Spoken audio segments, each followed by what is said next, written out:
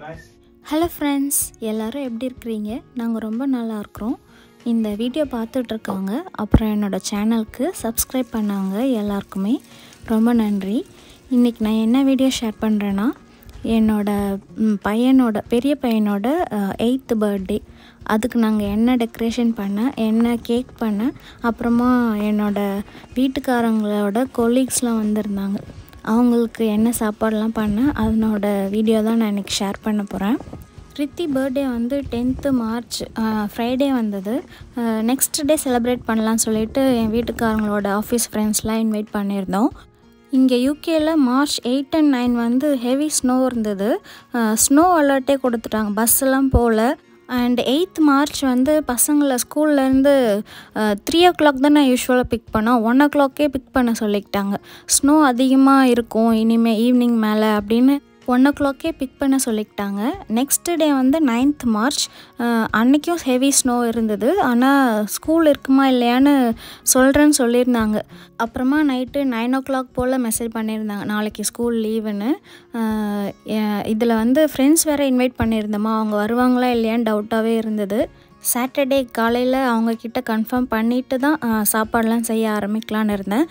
ஆனால் டெக்கரேஷனில் நம்ம யூஸ்வலாக ஃப்ரெண்ட்ஸ்லாம் வரலனாலும் நம்ம செலிப்ரேட் பண்ண தான் போகிறோம்னு சொல்லிவிட்டு டெக்கரேஷன்லாம் செஞ்சிட்ருந்தோம். 8ஆம் தேதி நைட்டு வந்து பசங்களாம் தூங்கினதுக்கப்புறமா இந்த டெக்கரேஷனுக்கு தேவையானதெல்லாம் ரெடி பண்ணிகிட்ருந்தோம், நானும் என் வீட்டுக்காரங்களும். இந்த போக்கிமான் பால் பண்ணுறதுக்கு A4 ஷீட்டை நம்ம யூஸ்வலாக ஃபேன் மாதிரி மடிப்போம்ல, அந்த மாதிரி மடிச்சுட்டு white A4 sheet, red A4 sheet மடிச்சுட்டு நடுவில் பட்டனுக்கு பிளாக் கலர் கார்டு அதை வச்சு ஒட்டிட்டோம். அப்புறமா எல்லோ கார்டில் போக்கிமான் வரைஞ்சி அதையும் கலர் பண்ணிக்கிட்டோம். அப்புறமா நெக்ஸ்ட் டே 9th March இந்த எல்லாத்தையும் செவத்தில் ஒட்டிட்டோம். டெக்கரேஷன்லாம் காலையில் ஃபினிஷ் பண்ணிவிட்டு என் வீட்டுக்காரங்க வந்து வேலை இருந்துச்சு அன்றைக்கி, அதனால் அவங்க வேலை ஸ்டார்ட் பண்ண போயிட்டாங்க. நான் வந்து 9th அன்றைக்கி கேக் பண்ணி ரெடி பண்ணி முடிச்சிட்டா தான் நெக்ஸ்ட் டே வந்து செலிப்ரேட் பண்ணுறதுக்கு கரெக்டாக இருக்கும். அதனால் 9th ஃப்ரைடேவே கேக்கெல்லாம் செஞ்சு முடிச்சிட்டேன் நைட்டுக்குள்ளேயே. அவன் வந்து போக்கிமான் தீமில் கேக் கேட்டிருந்தான். அதனால் ஃபாண்டன்ட் யூஸ் பண்ணி போக்கிமான் பால்ஸ், அப்புறம் பிகாச்சு, அப்புறம் கொஞ்சம் டெக்கரேஷன்லாம் ரெடி பண்ணி வச்சுருந்தேன். ஃபாண்டன்ட் டெக்கரேஷன்லாம் முன்னாடியே நம்ம ரெடி பண்ணி வச்சுட்டா கேக் பேக் பண்ணதுக்கப்புறமா டெக்கரேட் பண்ணுறதுக்கு ஈஸியாக இருக்கும். அதனால் கேக்கு பேட்டர் ரெடி பண்ணி அவனில் வச்சுட்டேன். அது சைடில் பேக் ஆகிட்டுருக்கு. நான் இந்த சைடு வந்து டெக்கரேஷன்லாம் ரெடி பண்ணிகிட்ருந்தேன். இந்த பிக்காச்சுவோட காது வைக்கும்போது என் வீட்டுக்காரங்க வந்து பார்த்தாங்க, என்ன பேபியோட மாதிரியே இருக்குது, பிக்காச்சு மாதிரியே இல்லைன்னு சொல்லிட்டு கிண்டல் பண்ணாங்க.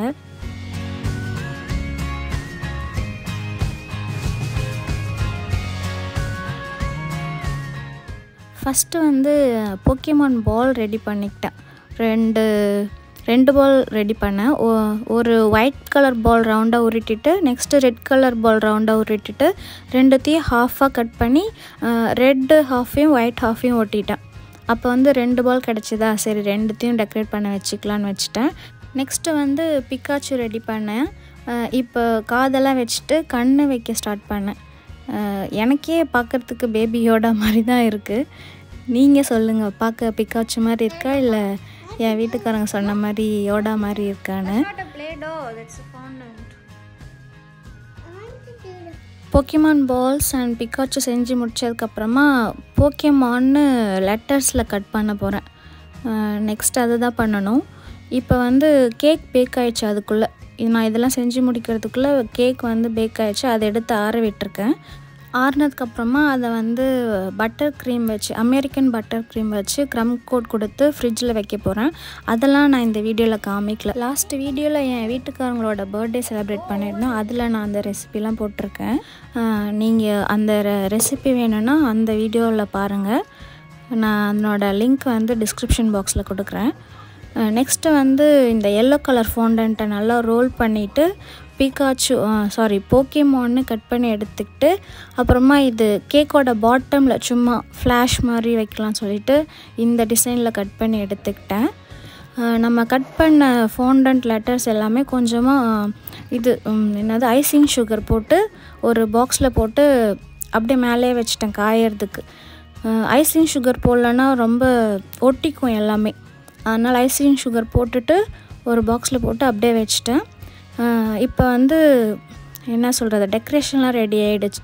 கேக்கும் பட்டர் க்ரீமில் க்ரம் கோட் கொடுத்து ஃப்ரிட்ஜில் வச்சுட்டேன்.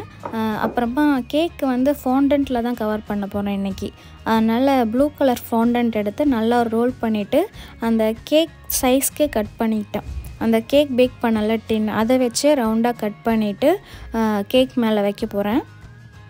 ஃபாண்டன்ட் வந்து ஸ்டிக்கியாக இருக்கும், அதனால் அதில் ஒர்க் பண்ணும்போது ஐசிங் சுகர் இல்லைனா கார்ன் ஸ்டார்ச் இதை போட்டு நம்ம ஒர்க் பண்ணோன்னா ஒட்டாமல் வரும். ரோல் பண்ணுறதுக்கெலாம் ஈஸியாக இருக்கும். அப்புறம் கையில் எடுக்கிறதுக்கு இதுக்கெலாம் ஈஸியாக இருக்கும். அதனால் ஐசிங் சுகர் டஸ்ட் பண்ணிவிட்டு எல்லாமே பண்ணிகிட்ருந்தேன்.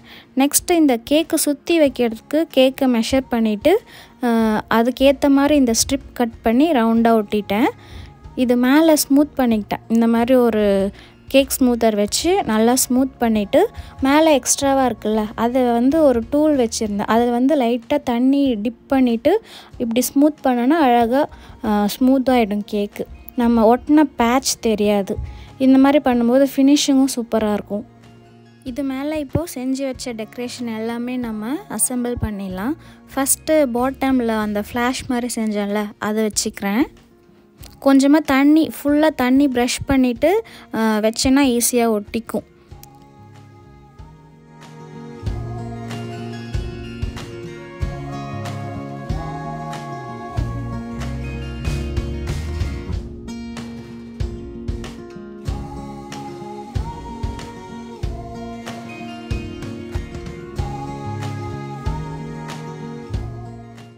நெக்ஸ்ட்டு இந்த போக்கிமான்னு கட் பண்ணி வச்சுருந்தோம் லெட்டர்ஸ், அதுலேயும் பின்னாடி தண்ணி நல்லா ப்ரஷ் பண்ணிவிட்டு ஒரு லெட்டராக ஒட்டிட்டேன். இந்த டெக்கரேஷன்லாம் பண்ணும்போது நைட்டு டின்னர் டைம் ஆகிடுச்சு. பசங்களுக்கு கோதுமை தோசை ஊற்றி கொடுத்துட்டு அப்படியே சைட் பை சைடு இந்த டெக்கரேஷன்லாம் பண்ணிகிட்டு இருந்தேன். கேக்கு வந்து இன்றைக்கே முடிச்சிட்டா கொஞ்சம் ஃப்ரீயாக இருக்கும். ஏன்னா நாளைக்கு செலிப்ரேட் பண்ணுறதுக்கு அன்றைக்கி கேக் பண்ணோன்னா டென்ஷனாக இருக்கும். சாப்பாடு வேறு செய்யணும்ல வரவங்களுக்கு. அதனால் முன்னாடி நாளே கேக் எப்படியாச்சும் செஞ்சு முடிச்சுட்டு தான் தூங்கணும்னு டிசைட் பண்ணியிருந்தேன். அதனால் நைட்டே உட்காந்து இது எல்லாமே பண்ணிகிட்டு இருந்தேன்.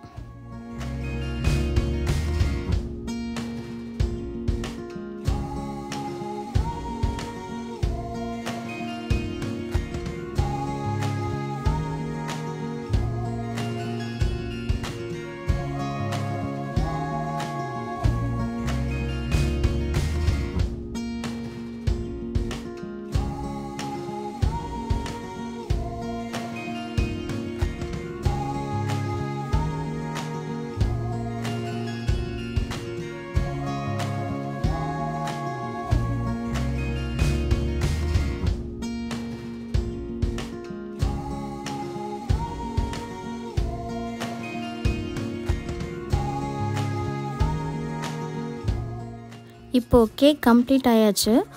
இதில் வந்து லாஸ்ட்டாக மேலே ஐசிங் சுகர்லாம் வெள்ளை வெள்ளையாக இருக்குல்ல, அதை வந்து ஒரு டிஷ்யூ வச்சு நல்லா தொடச்சி எடுத்துட்டேன். இப்போ இதுதான் ஃபினிஷ் லுக்கு. எப்படி இருக்குன்னு சொல்லுங்கள். ரித்தி வந்து ரொம்ப ஹாப்பியாக இருந்தான். நைட்டே பார்த்துட்டான். சூப்பராக இருக்காமா அப்படின்னு சொல்லிட்டு ரொம்ப ஹாப்பியாக இருந்தான் அவன். இது வந்து நெக்ஸ்ட் டே. நான் ரெசிபிலாம் எதுவும் ஷூட் பண்ணல அன்றைக்கி. ஏன்னா இந்த வீடியோவே ரொம்ப பெருசாக இருக்கும்ல, அதனால் ஆல்ரெடி இந்த ரெசிபிலாம் நம்ம சேனல்லே இருக்குது. அன்றைக்கி என்ன செஞ்சுருந்தேன்னா எக் பஃப் செஞ்சுருந்தேன். நெக்ஸ்ட்டு சிக்கன் விங்ஸ் வந்து ஃப்ரை பண்ணியிருந்தேன். சிக்கன் பிரியாணி, அப்புறம் லசானியா, சிக்கன் லசானியா, அப்புறமா சிக்கன் சுக்கா. அப்புறம் வரவங்க வந்து மட்டன் வந்து சாப்பிட மாட்டேன்னு சொல்லிட்டாங்க. அதனால் எங்களுக்கு மட்டும் கொஞ்சமாக மட்டன் குழம்பு வச்சுருந்தேன். அப்புறம் கடையில் வாங்கின பரோட்டா. இதுதான் செஞ்சுருந்தேன் அன்றைக்கி. சமைச்சது எல்லாமே சர்விங் டிஷ்க்கு மாற்றாமல் செஞ்ச பாத்திரத்துலேயே ஸ்டவ் மேலே வச்சுருந்தேன். பிரியாணியும் லசானியும் அப்புறம் சிக்கன் ஃப்ரை இதெல்லாமே அவனில் வச்சுருந்தேன். அவனை வார்ம் பண்ணிவிட்டு அப்படியே உள்ளே வச்சுருந்தேன்.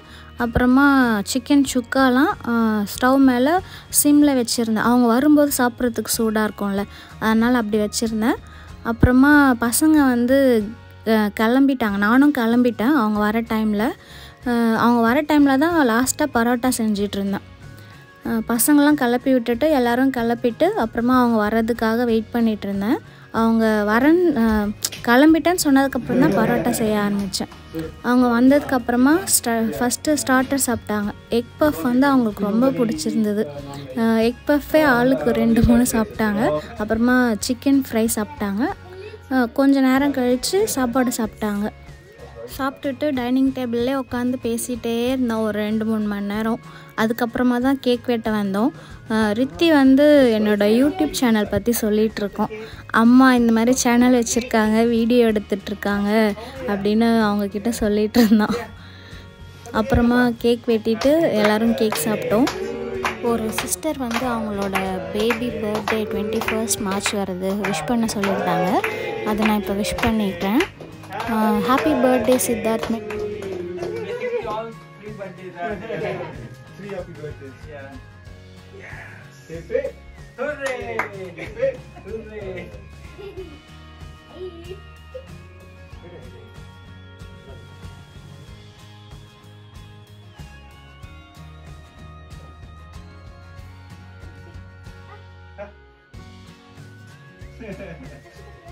Is it fine? No. No, that's sometimes. Only for the game. Wow. Small pieces. You don't need to eat a lot. Just small pieces. Yeah. Okay, just a little bit if you want.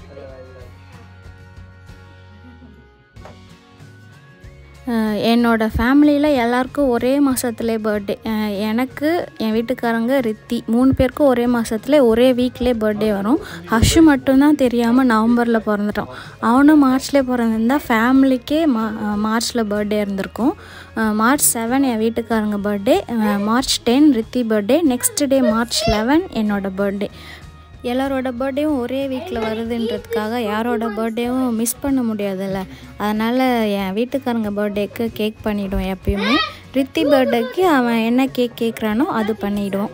அது மாதிரியே டெக்கரேஷனும் அவன் வருஷம் ஏதாச்சும் theme கேட்பான். அந்த தீம்க்கு ஏற்ற மாதிரி கேக்கு செய்வேன், அப்புறம் டெக்கரேஷன் செய்வேன்.